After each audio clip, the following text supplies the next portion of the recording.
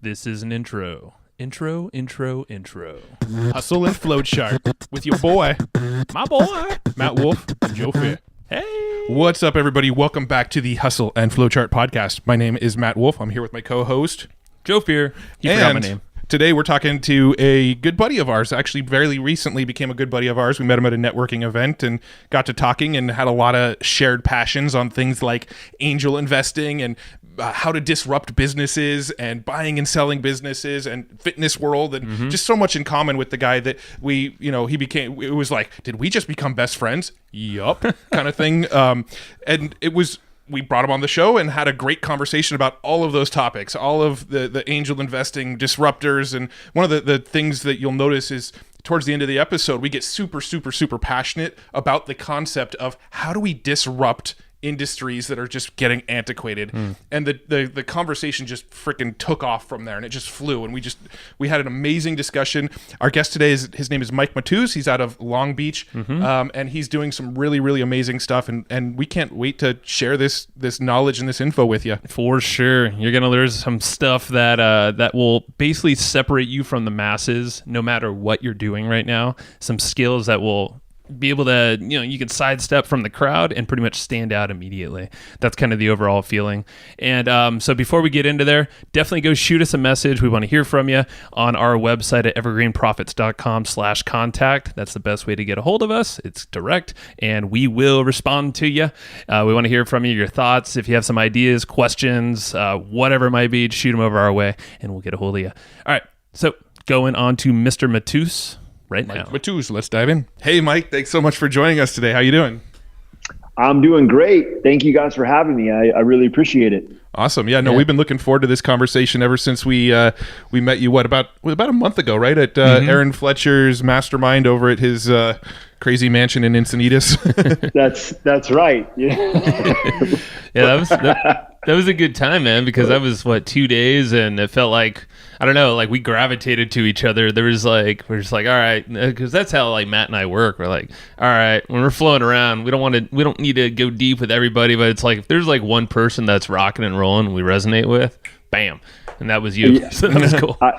I appreciate that. Yeah, I know, and I mean, it was cool because on one side you guys were there showing your stuff, and I'm like sitting there taking notes, just trying to like and then on the breaks we were masterminding and kind of helping each other out, making sure we're all on the same page and trying to trade secrets to get our businesses to the next level. Yeah, man. So yeah. It was awesome. Yeah. And, we're going to be meeting up in person in a couple of weeks here. And, a lot of good stuff is going to come from it. And, we'll probably get into a lot of that throughout the course of this conversation, but I want to actually start the conversation by getting a little bit of your backstory, kind of how you, essentially what you were doing before you were an entrepreneur and sort of the progression of how you became an entrepreneur. And we'll kind of find some cool, interesting stuff to pick at through that story. I love it. So yeah, man, that's a great question. I was a college athlete. Actually, what's funny is I was a football player, but I was a kicker. So that's like half an athlete, I guess. Yeah. I was like, you're like, you played college football. I was like, yeah, I was a field goal kicker. And they're like, well, I think you're the smart athlete on that field. And so what happened was that, coming out of high school, I put all my eggs in one basket.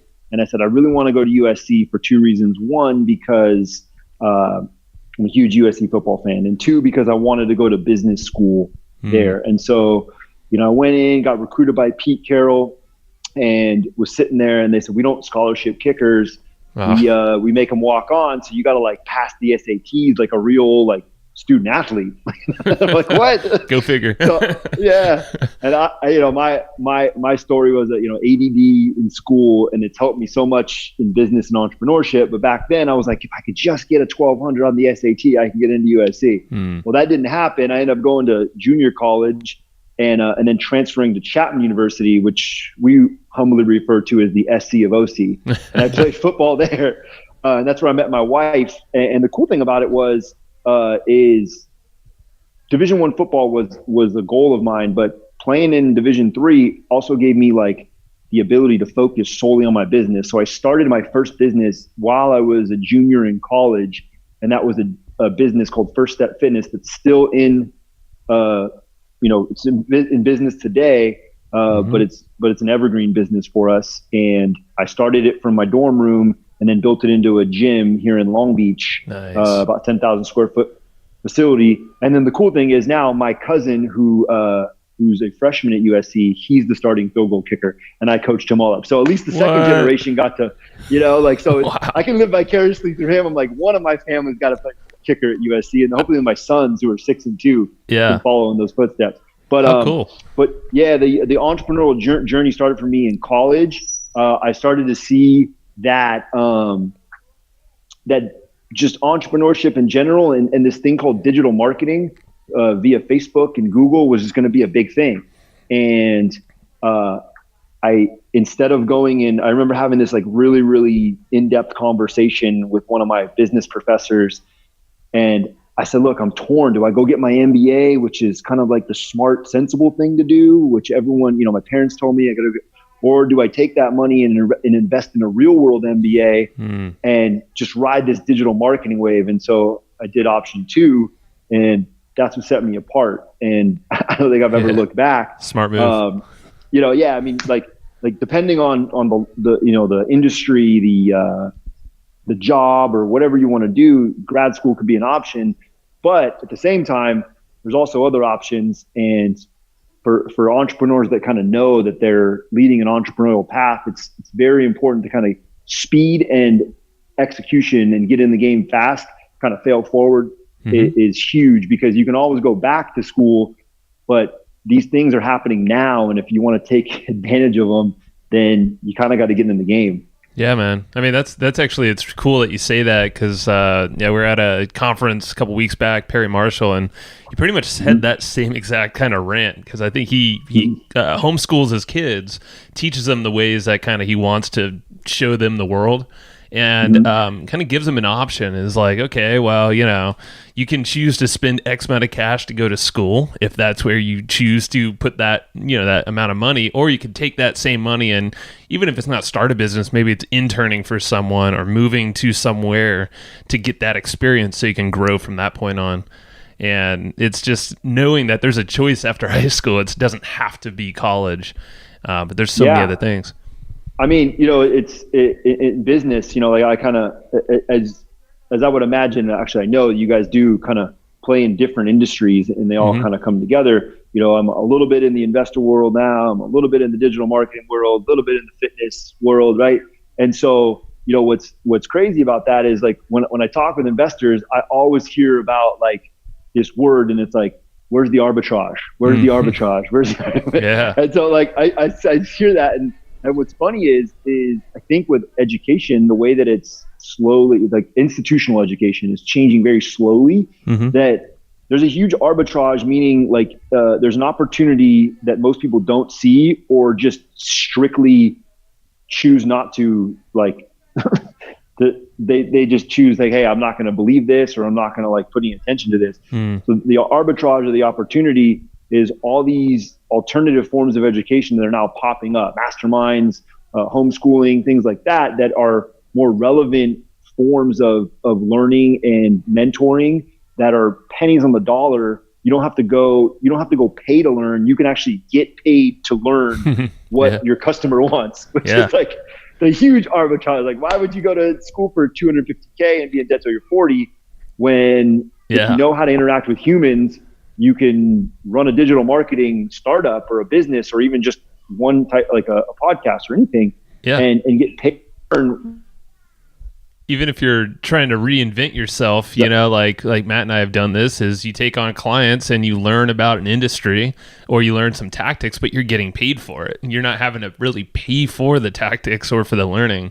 So if you kind of reframe education, you could totally do that from start to, even like if you're pretty savvy, going strong already. Yeah, it's like a self-liquidating degree. Yeah, that's true. I love it. I love that. Yeah. Cool, Yeah, man. Well, that's awesome. so talk more about so you have First Step Fitness. Talk about that location, because I think that's what, like, when we met you, that was the thing that I think Matt and I latched to. We're like, holy shit, this is genius! Like the way you set that up. Yeah, and obviously it's not. There's a gym element to it, but it's not just a gym in that location. So if you want to kind of talk about that for a minute, that we found really interesting. So when I launched from like 0 years to the first 5 years, it was like, get the business up and running. I mean, that's like the entrepreneurial startup story where you're just like grind, tooth and nail all the way up the ladder, just trying to get it solvent and steady, right? Survival mode. Mm-hmm. And so my wife and I were doing that, and we moved to Belmont Shore, and we, took on investors, and we paid them all back, and we're sitting here, and then we're looking up, and it's when I started to really understand this term called business disruption. That might be new for a lot of people, but it's definitely not new for business owners, where this is one of the few times, I think, in history, at least in American history, where things can become irrelevant so much faster. And I saw that model rapidly becoming just irrelevant with things like apps and different, and it just, in my business plan in college, when I built the business, didn't account for digital disruption and all these different things. I kind of had to learn on the fly. So we quickly pivoted, and we built a team, but also what we did was we took a look and say, well, if this is affecting us right here, right now, it's probably already affecting other people or will be in the future. And so once we overcame that one hurdle, we decided we have a huge 10,000 square foot facility, and most of it was being used for fitness. And we converted about 2,500 square feet to something called the Launch Lab, which is Long Beach's first small business accelerator, kind of we call it like a founder social club. It's like a country club style amenities and networking without the golf and tennis for scrappy entrepreneurs, startups, Yeah. People we call it scrappy yet classy, because, like you guys, like, it's not that we don't like nice things and everything like that, but we're constantly assessing, like, do I need this fancy thing, or to put this back in my business, right? Like, I can afford it, but I want to keep the money in the business. So, like, we like that scrappy nature, but at the same time, like, we're doing a lot of cool events, a lot of high class stuff, a lot of high class people, and really what it is a place for three things. One, just for connection. We have events, we have signature events. We do allow people to come in and film and do their seminars here. Matter of fact, we had just had a commercial that aired on Fox Sports. Alex Morgan, the captain of the women's national team, she rented out the facility for a day and did her like soccer commercial here. So it was super cool to see it on Facebook. I'm like, oh, dude, that's the Launch Lab and First Step Fitness. Yeah, that's cool. And then kind of the second and third phase are mentoring, and also like a business pop-up shop. So you can come here and say, hey, I want to rent out this little space right here, 300, 500, 1,000 square feet for 90 days, and just kind of see if this new entity or this new idea can take off, if I can actually prove revenue, right? And in there, you'll have a team of marketing people who are and other entrepreneurs who you can bounce ideas off of. I really think that Long Beach is the next, what I call pro-business beach hub, because it's sandwiched between, well, you have all the way at the north, you have Silicon Valley, which is like the birthplace of, digital and startup and tech and everything like that. And then over the years, it's migrated to now what's, affectionately been known as Silicon Beach, which is like Playa del Rey and like Venice Beach. And then it kind of like skips over Long Beach and starts up again in Orange County, like in Irvine and San Diego. And and I don't understand why, but Long Beach is a place where you can still live very, very nicely along the coastal corridor for under $1 million. And so it's only a matter of time before the big tech people, and they're already kind of circling the wagons, are saying, hey, we're going to put our office there. We're going to move our people there. And then that's when the accelerators and the incubators and the whole tech scene kind of start to grow. And you've seen this, like I studied this incessantly, but you've seen this very similar to Long Beach's economy is Detroit. Long Beach economy is almost 100%, not I wouldn't say 100%. It's very, very dependent on the harbor, right? The port, Yep. and then conventions. So that lends itself to say, well, if those things ever slow down or get disrupted, how does Long Beach make its money? Sure. Right. And so it's the same thing with Detroit with the car industry. And so what like Magic Johnson and Josh Linkner, who's an awesome entrepreneur, and then the guy who owns the cabs, I forget what his name is, but they started Detroit Venture Partners, and they kind of revamped the scene in Detroit. And I kind of saw that the same time they were doing that. There was a huge LA Times article that comes out, and it says tech business boom hits everywhere in California but Long Beach. Yeah. It just shows like all of the, yeah. I can relate to that. I was in Detroit just a couple years ago. I know a developer. He's a buddy of mine, and he's right behind the Cavs owner that you're speaking of. I forget his name, but his company's name is Dan Gilbert. That's Gilbert. the guy. There you go. Yeah. The company's name is called Bedrock, and in Detroit, it's absolutely amazing because they teamed up with guys like the Obey artist. Forget his name, but he it's actually really cool. So both like my buddy, his name is Eric Means, is they're like almost like competitors, but they're both doing what you just said. So it's actually really cool. But I love how you're spotting these gaps. Like I'm almost thinking like, the 80-20 principle, if you're thinking of that, like a whole industry in Long Beach is almost like reliant on just a handful of things. But if one of those go down, like you're fucked. Yeah. No, and I live this, right? Like I'm from Long Beach. I grew up around here. My dad worked for Boeing for 25 years. And then they go, well, Ed, it's my dad's name. When your kids graduate from high school, you got to move up to Seattle because we're moving everything up to Seattle from Long Beach. It was like 25,000 jobs, just boom. And Long Beach hit like a little mini recession. Oh, and so it's, that's the thing, right? Is like, I saw that and I'm like, well, there's all this, and now all this Boeing land is being restored and it's all like tech workspace-ish, like common, co-work and everything like that. That revolution, that's kind of the new live, work, play economy that we're speaking about. And this is just domestically. I mean, the entrepreneurial culture and the entrepreneurial effect and the startup effect. I mean, this is also, it was funny because I was at an event last week. My buddy, Sanan, who owns an awesome company called KCOM and is the founder of the Internet Marketing Association. He started another company or another like group called the International Executive Council. And I was shocked to hear we were discussing this and they were like, do you know what one of the fastest growing startup hubs is? And I'm like, what? Santiago, Chile. They call it the Chilicon Valley. Startup Lisboa, which is in Lisbon.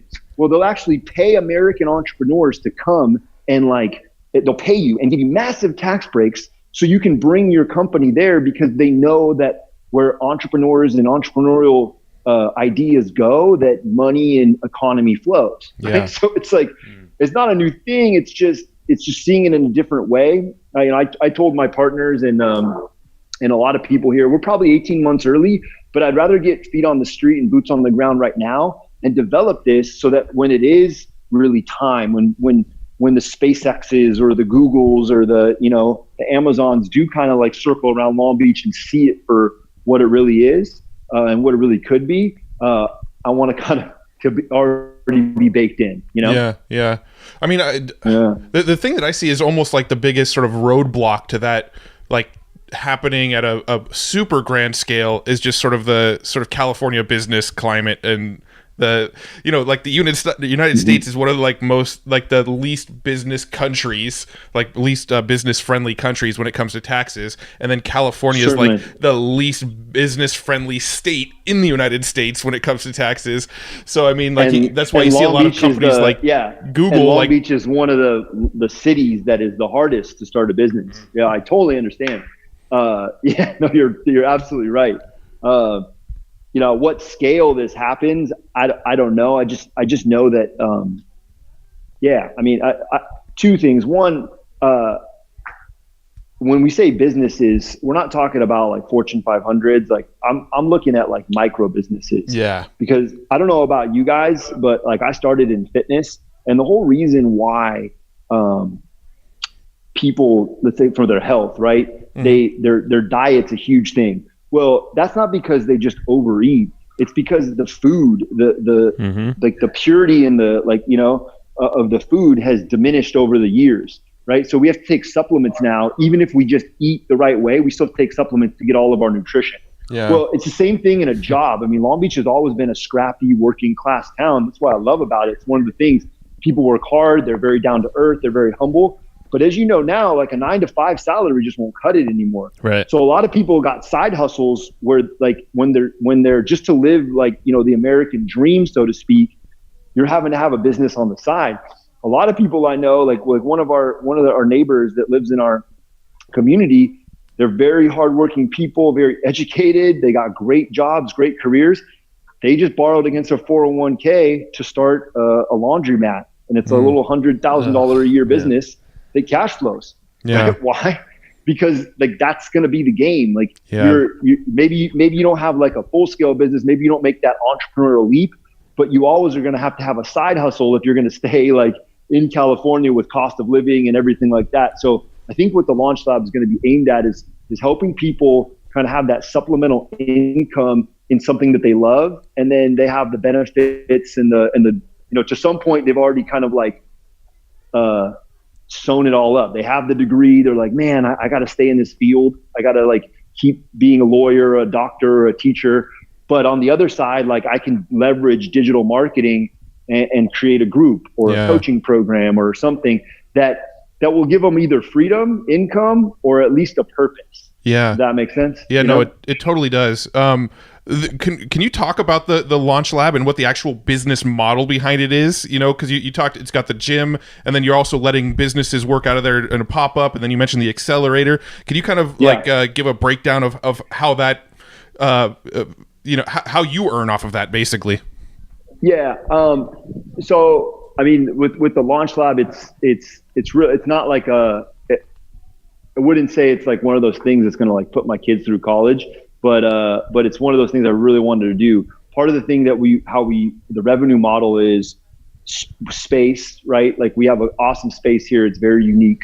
And we have the ability to give people space and in a short-term lease, you know, where they don't have to sign that like, oh my God, I got to sign a 5-year lease. Like we can do a 3-month lease or a 6-month lease just so they can see if their idea is worth pursuing. And our goal is really not to have those long-term clients in our facility. The whole idea of an accelerator incubator is to hopefully grow out of that space really quick. You know, so before this was a thing, we were already doing it. Like we've had people come and rent space. We've had people come that are like doctors, chiros, clothing companies, and they would use our space just because we're like a community here. And we would get them clients or show them a couple of tricks on the digital marketing side, and their business, they would outgrow our space. And I said, this is a good problem. Yeah. We can scale this up. But the biggest thing that we want to do is consulting and coaching. There's so many, especially local businesses, there's so many people that still haven't harnessed the power or even understand the power of digital marketing. And this is one of those things, these times in history where it's only a matter of time before this uneven advantage remains open. True. You know, before huge brands are really going to understand that YouTube, Facebook, Google, Instagram are tools that need to be taken seriously as like as radio and television.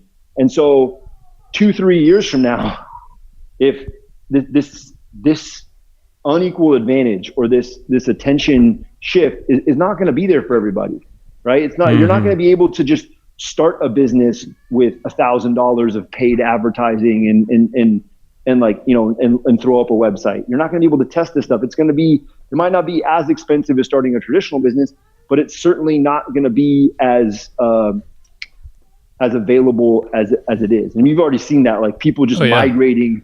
Yeah. They're like what used to work 3 years ago or 2 years ago, or even 1 year ago doesn't have that potency as more people migrate to to each platform. Dude, Facebook, all these, we're seeing it like, because your ad costs will go up with more competition, more ads being shown.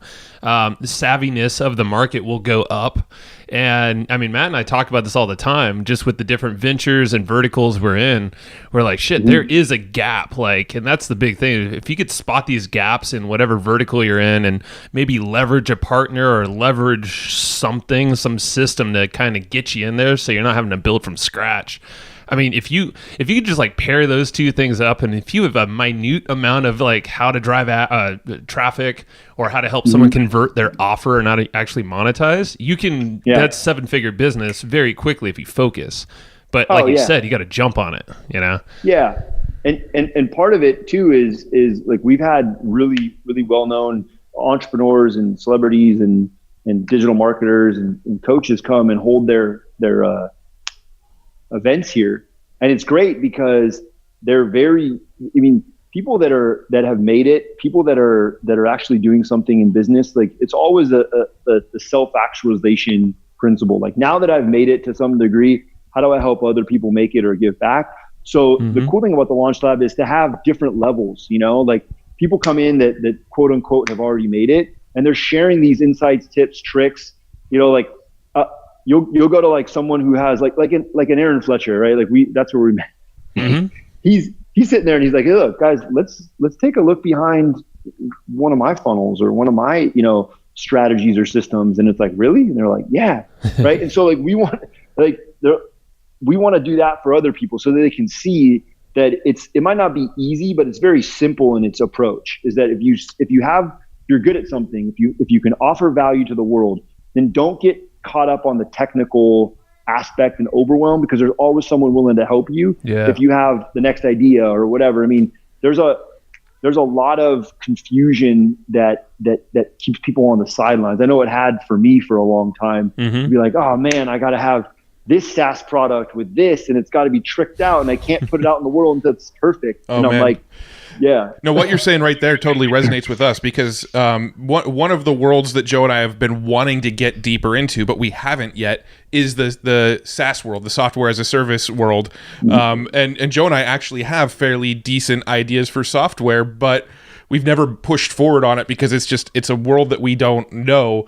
And, you know, and really all it comes down to is who in our network can we tap that does know this information that we can just, you know, give a call to. But that's been actually one of our roadblocks at our current state where we are in business right now. Is this is our sort of next venture that we want to go down, but it still seems a little too complicated, a little over our heads. So you know, it's one of those things, and Matt and I talk about this all the time, but you're almost saying it here. This is what's clicking with me, Mike, is like, if you meddle in the details for too long, you're going to get yourself confused. You're going to stall out. That opportunity might pass. You might even lose your fire to even create that thing, because you're like, oh shit, this is going to be so complicated. I have to do it all. But like you said, like you could build a team, or you could just find some contractors on Upwork, partner with someone, but like it's just like start the damn thing, just go. Well, and like you said as well, like if it's a really, really good idea, people are going to want to work with you on it. Right. Yeah. I mean, I kind of have like a 4-step foundational approach to when I'm looking at a business or I'm looking at, you know, maybe a possible investment. And when someone's telling me about their business, I'm like, I'm checking this box, right? Like, that's why I love, like, you guys hit all 4 boxes, right? Nice. And so like the first one is the dream. Like, can I see in the future what you guys are talking about? Or like, have you made it to where it's like pulling me? It's like a magnet. Like you're like, oh, Evergreen profits, and then this. I'm like, oh my God, I can see the dream clearly, because that's pretty much an idea. Is you're selling a dream, like, you know. Sure. And then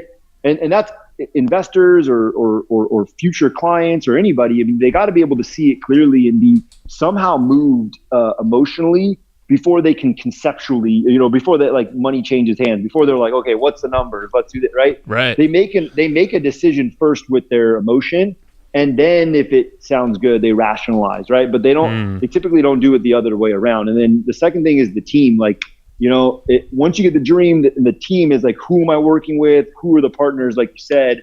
And then, you know, what you guys do really, really well is the routine. It's like, don't go outside your power zone. Yeah. Like if you're really good at one thing, then don't try to like compensate for the things that you're not so good at. Like put someone on your team that you can double down, because that's the hardest part. Like I could talk on podcasts, or I could strategize and do all that stuff. Like when I got to get behind a funnel that's not working and like look at Facebook ads or Google or whatever, I'm just like, oh man, my team is like, like I'm not the right guy to be doing this. Yeah, that's good. Promote someone, hire someone, do something, right?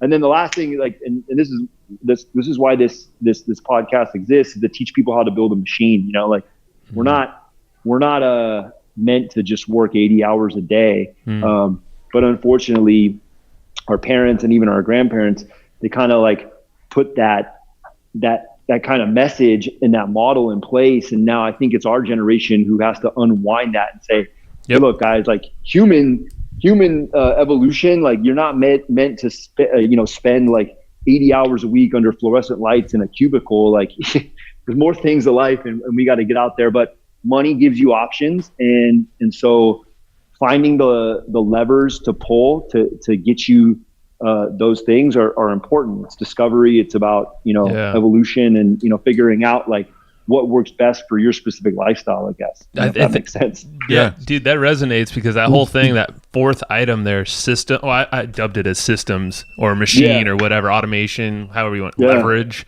Like you said, our parents, because I think we're roughly all about the same age, give or take a few years, but our generation, it's work hard, go to college. I know my mom said the same thing, dad too, and it's like one of those things you got to break as an entrepreneur. Like you want to kind of do everything, because I know that's like Matt and I. Sometimes we'll get too close to a project. We're like, oh, we're capable. Let's just bang it out. Let's work a little harder. But it's like you almost have to separate yourself from the shit you're not good at, find that team, create the systems to free up your deeper thinking to spot more gaps and do bigger things. Yeah. And what's crazy is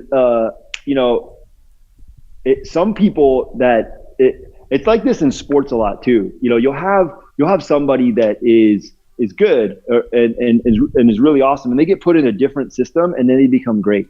Or even like you have a great player that's not performing at their potential, and they get put in a different system, and then all of a sudden they're an MVP.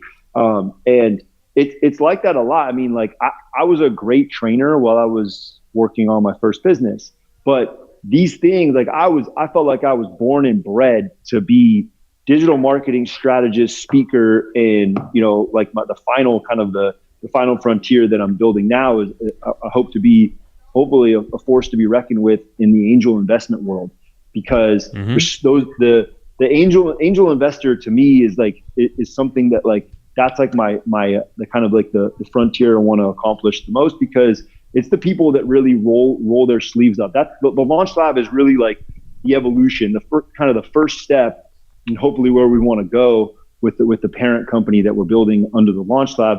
And it's because angel investors really roll up their sleeves with the entrepreneurs. They get into the trenches with them. They say, look, like I'm here with you guys. Like, we quote unquote, like made it to some degree, but at the same time, like, that like, feeling, or that feeling of like building things and starting from scratch, and like that never goes away. Like I have mentors that are like 80 years old that have 26 companies and $200 million in assets. And they just are like, what's the next thing? It doesn't go away, right? And that's all of us, man. Yeah, I don't think if you fight it, it's like, no, that's your true being. That's what you love to do. Absolutely. Yeah, and like you mentioned, spotting gaps. Before I even knew what an angel investor was, like 10 or 11 years ago, I would just think that everyone goes to banks to get loans, and if your P&L and your balance sheet doesn't look good, they just kind of once over you, and then peace, you're out, right? Like. And so like what this whole kind of funding revolution has kind of brought about is people that really see the gaps and the opportunities, right? And just like we've been talking, we were talking at Aaron's thing about different types of currency, right? About what businesses now, and like raising capital for a business idea, knowing that the business traditionally may not make revenue for a while or even at all, but it doesn't even matter, because the other currencies kind of make up for it. Mm-hmm. That's right. Yeah, user base and things like that. Like Instagram, they freaking it was just all users. It wasn't revenue. Yeah, I mean, even when you look at something like Google or data, or Google or Facebook, the asset, their biggest asset is all of the data they've collected over the years. They know like everything 100%. About everybody. Yeah, I know. And can you imagine the founders of Google walking into like a B of A or whatever, and they're like, "Hey, I want to get a small business loan. Like, we're going to just scale up our user base to $1 million before we charge a penny." And I'd be like, "What?" Well, this whole funding thing, this is actually something that's like Matt and I are newer in, but we're starting to learn a lot more, and we're connected to a lot of folks that do a lot of deals. They get funding in strategic ways. I mean, you can go as basic as literally going to PayPal. If you run good transactions through PayPal, you can get instant funding based on your transaction level, and you just pay it back incrementally per transaction. And I mean, it's like, holy shit, you can get a lot of money for whatever you want to fund if it's a software, if you just want to fund some ads. I mean, literally, that's one way to do it. Well, it's interesting. We actually had just like this sort of complete breakthrough, and this was maybe 2 weeks ago. We went to PayPal. We went through this process of like they have a thing called PayPal Working Capital where they'll essentially loan you money, and then you just pay it back through PayPal transactions. They just shave off a little piece of every transaction that goes through your PayPal account until the entire amount was paid back. And we thought, this is pretty interesting. Let's see how much we get approved for, right? We went through this little survey form, answered all the questions. Literally within 15 seconds, they said, "You're approved for $60,000. And we went, holy shit, this is like, and we didn't actually take the full amount, but we're like, let's test this out. And so we took a percentage of that capital. It was in our bank account that same day. Wow. So is it like factored on your receivables, or like that's pretty cool? I mean, awesome. It literally will take, so if anyone can do this, it takes a total of like 2 minutes to just run your numbers. But it'll take either from the low end 10% of each transaction all the way up to like 30 or so, and you can select which you want to do. Obviously, there's higher fees for other, but the whole fact of the matter is, I think it's like a 10% fee. Basically, you're paying back to PayPal, so just factor that in. That's insane, right? So you're and this is kind of going to go hand in hand with the way that business disruption and small business revolution and the micro business revolution and the entrepreneurial revolution are all going to continue to evolve. I think that like the company that I started and is the parent company of the Launch Lab is called Matuz Venture Partners, or MVP. And really, I have the same type of friends that you guys are talking about. And they said, well, why don't you, it sounds like you should start a venture partnership. And I said, great, what's that? And they said, basically, like, you're priming these people. You can have an accelerator, like something like the Launch Lab, and really you get them to a point where you can also kind of link them to the bigger capital guys, to the VCs, if that makes sense. Or other investors, right? But it's that sweet spot of like as low as like $5,000 to pay for ads or upstart to like $50,000 or $100,000, right? Which seems like a lot of money, but in the scheme of things, right? Like there's companies that like have a one-page business plan that are going to do $2 million on their Series A financing rounds. You know what I'm saying? And that's like, we won't touch you unless you raise $5 million. So 5 to 150, or like really is small potatoes, but it has a huge impact because it gets more people to kind of take that leap, that entrepreneurial leap, and say, hey, you know, like, and the cool thing is a company like PayPal understands that. So if they can nurture those entrepreneurial seeds, and again, like we had mentioned earlier, entrepreneurial thinking can just be a side hustle business. But at least it's, you know, I mean, the net effect is that you're using contractors, using other businesses to grow your business, and so the economy as a whole will continue to develop. You know, I mean, it's exciting times. For sure. So one of the things you mentioned in the, you know, we send out a questionnaire kind of thing before we do the podcast, and one of the things you mentioned you like to talk about is how business models get disrupted and how to profit off of those disruptions. Now, just to kind of dive into that topic a little bit, like, how do you determine like an industry that is ripe for disruption? Like how do you spot that kind of stuff? That's a great question. So I've seen it over and over again in fitness. I believe there's one coming very soon in fitness again. But it really where disruption starts to really show is one when, like, I'll give you an example, because this is one that you guys are both in. I think that the funnel industry, like the coaching industry, is about to have a massive disruption. Because every time you go to an agency or someone who can just throw up an agency, it's like, hey, give me $50,000 and I'll build your funnel. Right. Yeah. And the problem with that is the funnel is not the thing. It's not like it's not the asset. It's not, right. To a degree it is, but I think if someone figures out how to lower that barrier, they can start to create a business model disruption where either software or other things that are more valuable than just that quick upfront cut, then I think that's going to be something you're seeing, is that, and I think you probably already see it, is like, I know in fitness, one of the things that it's like everyone went to the same seminar. Right? Yeah. I used to have somebody go. True. I used to have somebody run my stuff, and then all of a sudden I see people that were running funnels, and they're like, "Well, we're not going to run your funnels anymore. It's just going to be $20,000, and then we're going to send you this website, and you do it yourself, and all these videos." And I just keep seeing that, and I'm like, dude, that's the wrong model, because this stuff is uber technical, and $20,000, what trainer or entry level is going to be able to drop that and really see an ROI, right? So, but get back to your question.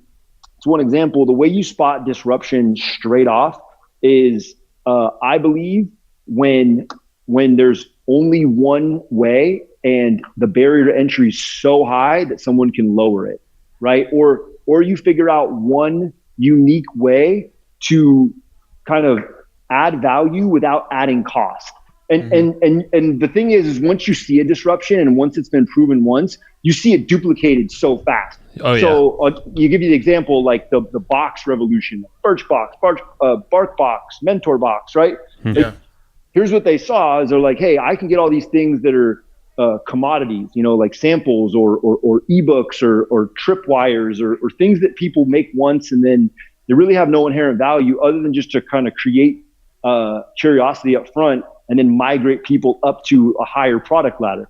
So what if we bundled all these things and gave it like $10 monthly recurring revenue, right? Because recurring revenue is one of those things that is going to literally skyrocket valuation, especially for investors. So even if it's $10, 1,000 users, you're only making a certain amount of revenue, but you can sell it for 5 or 10 or 15x, right? So once someone figures out how to add value without adding cost, that's when the disruption, is kind of occurs. Like, look at Uber. Like, you don't have to have any inventory or any cars, but you can just work through a distribution channel and add jobs without adding pollution or cars or anything like that. Yeah. And so, like, digital marketing, we as we all know, like, is kind of at the point of the spear of business disruption, because the more people can figure out how to have smarter digital marketing models, then they can build smarter business models. They can get the word out faster. Like, information and products and services can disseminate faster. Yeah. Right. So yeah, I mean, and scale just is absolutely enormous. Like when you consider, like, if you had to do this, this stuff snail mail, it just wouldn't work, right? But if you can do it like email or Instagram or whatever, it has this enormous scale where people can just get it right away. Yeah. Yeah. I mean, I think, like, as technology advances and we get more and more sort of adapted to new technology, we start to realize that there's a lot of things that are super antiquated that technology hasn't touched enough yet. And one example that comes to mind for me is, me and Joe and one of our other business partners, we were sitting at the bank last week, and we were opening up a new bank account for a new business that we just acquired. And while we were sitting inside the bank, we were all sitting there going, how ridiculous is this?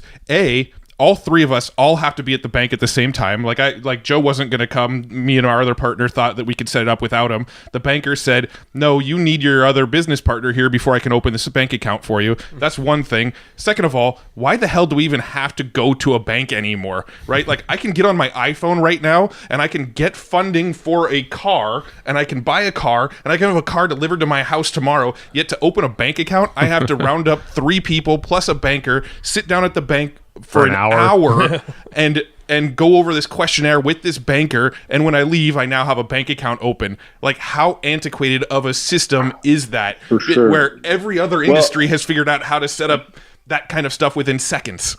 Yeah, and you bring up a great point, and the thing here is with how you spot business model disruption is when very savvy entrepreneurs figure out how to give people back their time and add in convenience, like Amazon Prime or Uber or whatever. But there's a caveat to that, because 15 years ago, if we would have said, hey, you're going to let your daughter or your son or your nephew or whatever just get in a car with a stranger, doesn't happen. But the other side of the coin to that, the yin to the yang, is brand.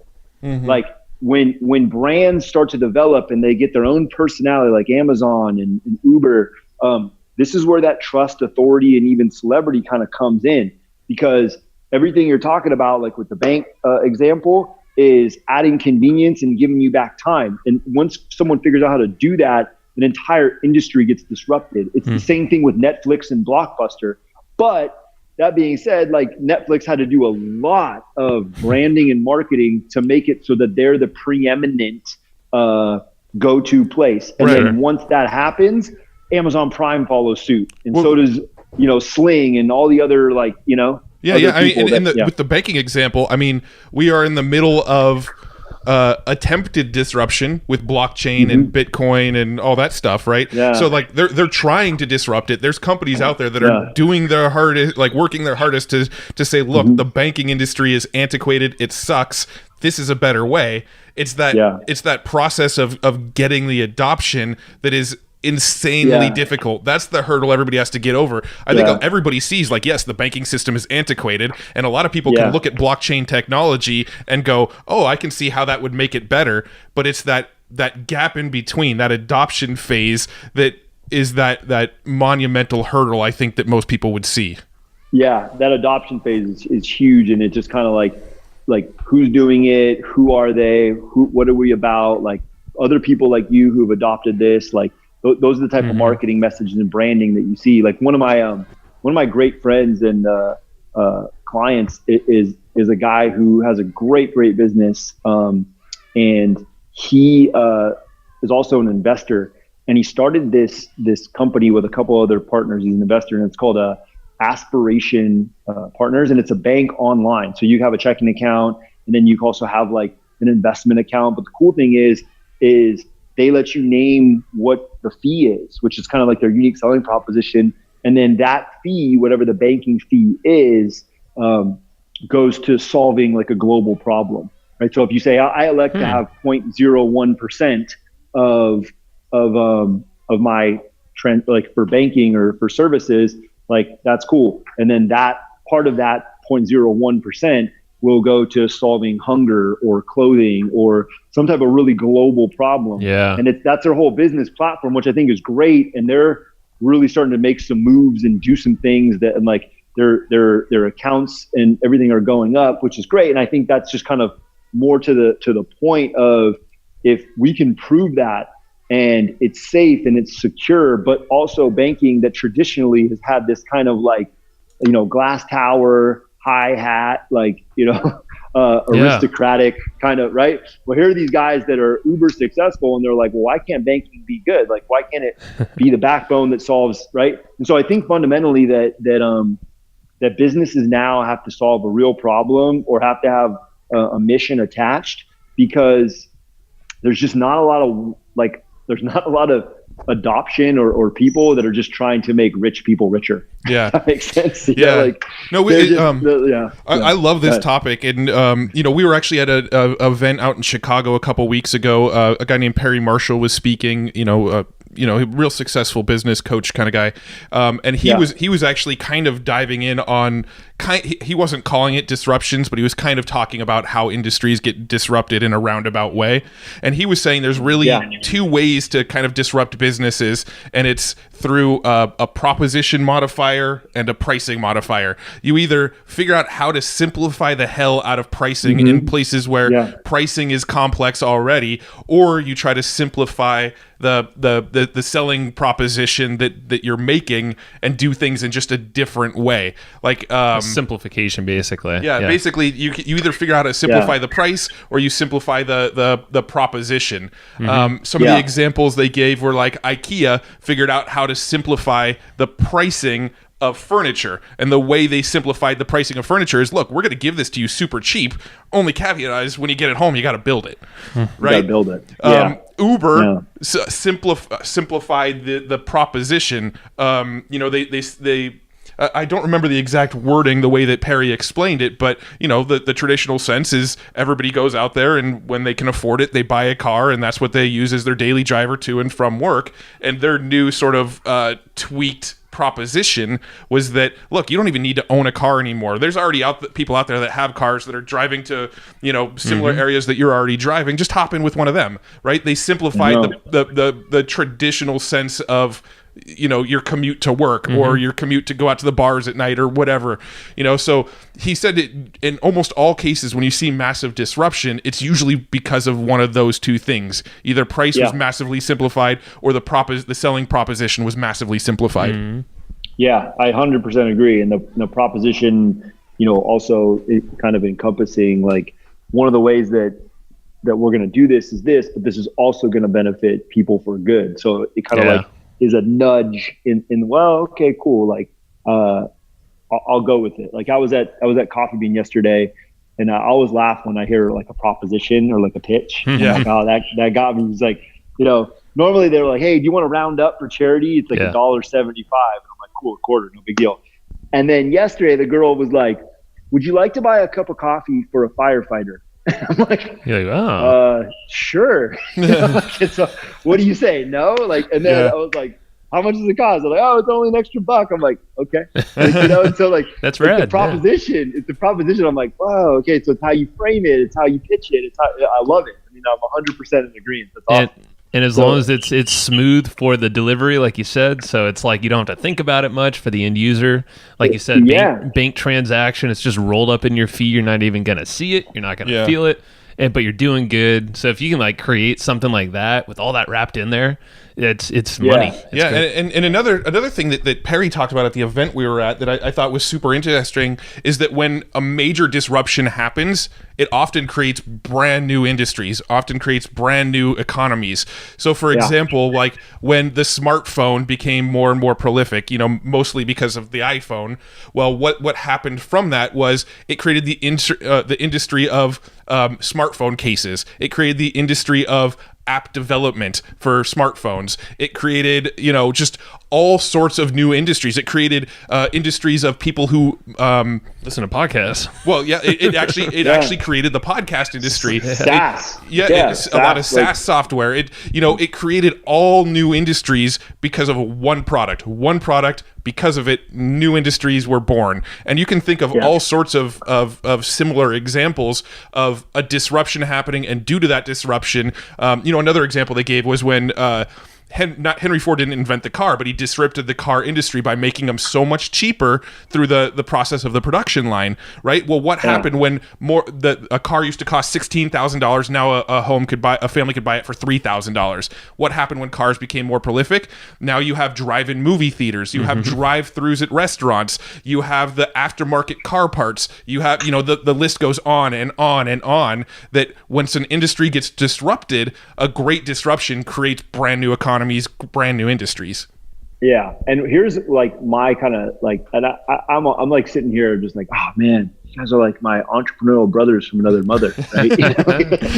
But I'm like 100% in agreement to this. And the way I see it too is who, like when Henry Ford disrupted the car industry, right? The proposition was better, right? What he did essentially was curate, not create. right? So he didn't create the wheel, he didn't create the car, he curated it. He said, look, I'm going to take all these things that you don't see them yet, like they're puzzle pieces. I might borrow them from other industries, and I'm going to bring them all together, and I'm going to create and curate this system that's going to just work better. It just works better here. Sometimes you have to go, like the drive-in movie theater.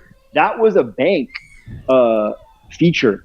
Like the bank started the drive-in, and then In-N-Out came and said, hey, we want to put this for fast food, right? And so we're a nation of consumers, not producers anymore.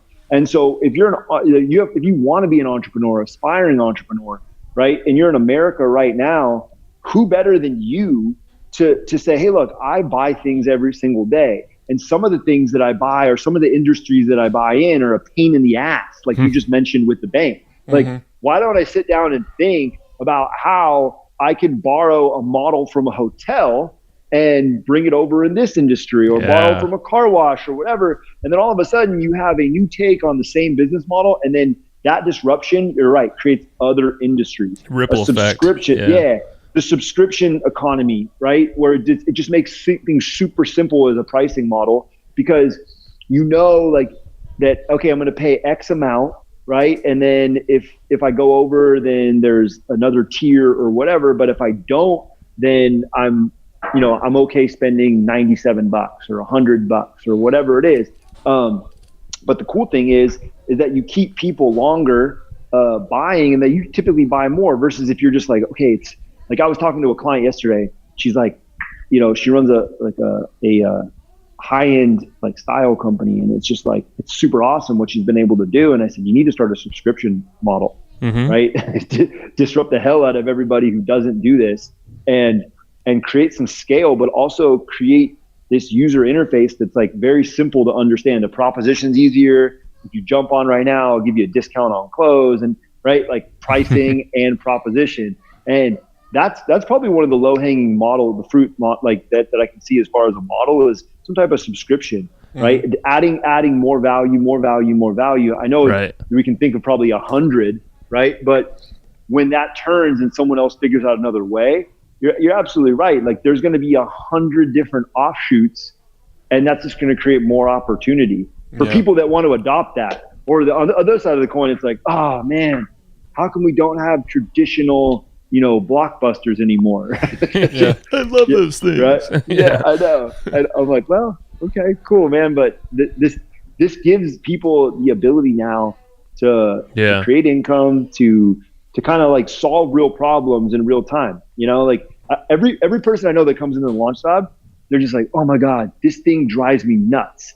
And my response is always like, well, let's do something about it. Yeah. I mean, like, let's dig in. For people that scratch that entrepreneurial itch, they're just like, oh my God, I cannot stand this any longer. Someone's got to do something. Whether that's like Henry Ford, or whether it's Jeff Bezos, or whether it's Mark Zuckerberg or Sergey Brin or whoever, like whatever it is, right? Like it's just one of those things where like the world either needs this, or this cannot go on any longer. Someone's got to do something. That's kind of like the genesis story of a lot of like businesses. Yeah, absolutely. I think, we could probably have this discussion for like another 2 hours, which is a great sign that we're getting on stuff that we're all really passionate about. So I have a feeling there's a part 2 to this episode in our future, but unfortunately we do have to wrap up now, and we do have a few wrap-up questions that we ask everybody. Cool. And awesome. the first one is, do you have any books that have had a major impact on your life that maybe you find yourself recommending, or that you read multiple times, that you've read multiple times because they had such a big impact? Yes. One of them is called Die Empty by Todd Henry. Have you guys heard of that? What was it called again? Die Empty. Oh, Die Empty. No, I've never heard of that one. Super, like, so if you're a developer or creative or anything, like, it's just one of those things where it's like, leave it all on the table. Like figure out who you are and what work the meaningful work you're able to do. And then, are you a driver, developer, disruptor, right? It's super awesome. God, I love that. One of the other ones, I'm a big Rich Dad, like Poor Dad, kind of like, I've read the whole series. Yep. So any of those or Tim Ferriss, like all his stuff, like especially his new stuff like Tools for Titans. But one of the things that I think the books that I always recommend is called The Road to Reinvention by Josh Linkner.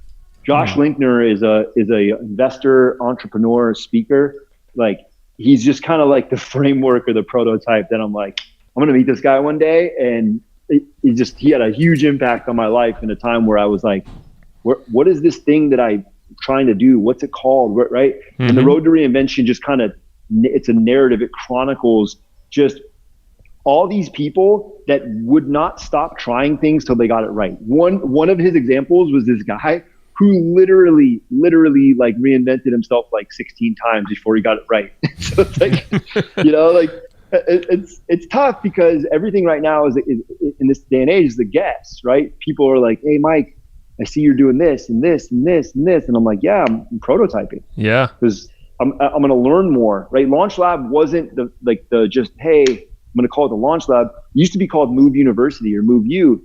It didn't have a specific market, right? So it evolved, and that's the thing about reinvention, right? Is like it happens more and more and more and more and more. You guys, as you evolve, you'll have to reinvent yourself because you'll start to add things to the repertoire, right? Even though you already have a successful business and made a name for yourself, right? Like there's going to be a part 2 and a part 3 and a part 4. Oh man, we already reinvented like 10 times. I feel like we're in chapter, we're in part 3 or part 4 right now, and we're looking at what's going to be part 5. And it's funny because like I went to business school. I love this stuff, right? I love talk, right? Mm-hmm. And the first industry I decided to get into was fitness.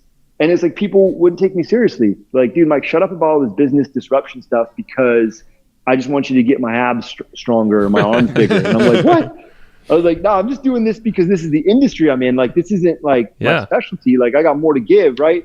And so I just figured, hey, marketing and money, investing and marketing, like those things are never going to go out. So if I kind of anchor it to that, hopefully I won't have to reinvent myself too many times more because, I was like, I'm a trainer, now I'm a coach, now I'm a speaker. And even those things I had to develop and reinvent over the years. So yeah, Josh Linkner, Road to Reinvention, super. I probably read it 3 times a year. Just kind of piece through it. So yeah, I love what you just said there too. The marketing and investing are always going to be around, and that's just such like a great sort of simplification of what all of us are just so passionate about. I actually wrote that down because those are the 2 things that Matt and I actually we've studied so much of marketing, but the investing side, deal making, all of that, it's like a science. It's an art. There's not a specific thing to that. I even asked, we're in a mastermind with Roland Frazier. He's one of the partners of Digital Marketer. And he's like, I was like, do you have a playbook on like deal making or deal structure? And he was like, dude, it's an art. Yeah. Like you can't teach. I'm like, there no 2 deals are the same ever. Yeah, but it's great. Yeah. Everything intersects at money and marketing. And I tell my team, I'm like, you're going to come to me for, my name is Mike Matuz. You're going to come to me for the 2 M's, money and marketing. Like, love it. Like if you come to me because like, I don't know, depending on the business, like my training staff, like don't come to me to figure out the workout of the day because I'm not going to know it or someone on my team will know it. Like that's the thing is like, I just kind of want to keep my mind clear so that I can kind of see these things on the horizon. And then where we get granular about the details is in the, is in the deal making, like what you guys are doing. You're like we often as strategists and investors get this tag where we're just dreamers or like, oh, like strategists, they kind of just are not detail people. Mm-hmm. It's actually the opposite. We're really granular on the details that matter. Like, yeah, that's true. That's true. Yeah. But just not on the things that don't, it's like, yeah, like I don't want to know about that stuff or this or this. Like, if it doesn't make meaningful sense to the work that we're trying to accomplish, 100%, man. Oh, yeah. All right. I'm going to cut you off because we will keep going. Yeah, no worries. All right, dude. Where can people go? I'm sorry. Yeah. Go ahead. Oh yeah. I'll look forward to seeing you guys soon. Thank you so much for having me. Of course. Hold on. Where do we send people so they can learn more about you, your place? I know your physical location, but still. Yeah. So you can go to MikeMatuz.com. That's Matuz. And, I got some tips and strategies and stuff there. At Mike Matuz, Matuz on Instagram, Facebook, Instagram and YouTube, and then at Mike Matuz Speaker on Facebook. DM me, ping me, like do whatever, man. I love people that reach out and tell me their story, because it just helps me evolve and kind of learn. Like I spend a lot of my time with coaching people and just kind of getting in conversations like this with people at the start, not necessarily the start of their business, but the start of a new venture, the start of a new direction. So like everyone has to adopt that startup mentality, no matter if you're at the top of an industry going into another one, or you're just starting out. Right. So yeah, man. Yeah. Cool. You're a giver. So yeah, definitely you got a lot of value there. So definitely reach out to Mike, man. If you're in that realm, he's the man for you. All right, Mike. Awesome. We're gonna see you on the first pretty soon here. Thanks again. I appreciate it. Thanks, guys. All right. Bye. Bye. All right. Thank you. And I hope you just enjoyed this episode you just listened to. Now, right now, before we sign off, I have a few things I would love for you to do. So the very first thing is to go find our guest on Facebook and tell them that you loved their episode with us. That's going to help them just feel good about themselves, but also it's going to spread the word a little bit more for us. So go find them on Facebook. Everybody's on Facebook, and go say that you love their episode and maybe one cool thing that you learned there. The second thing is to go to iTunes and subscribe to our podcast. Just look up Hustle and Flowchart and hit the subscribe button. And the very last thing, the third thing, is to leave us a review on iTunes or wherever you're listening to this podcast and help us spread the word more. That's how more people are going to get this awesome knowledge, this cool podcast training, and a whole bunch of other cool free training that we give out at evergreenprofits.com. So that's about it. Go find them on Facebook, go subscribe on iTunes, and leave us a review. You would be amazing if you did that, but you're always amazing. So thanks for listening, and we'll catch you in the next episode.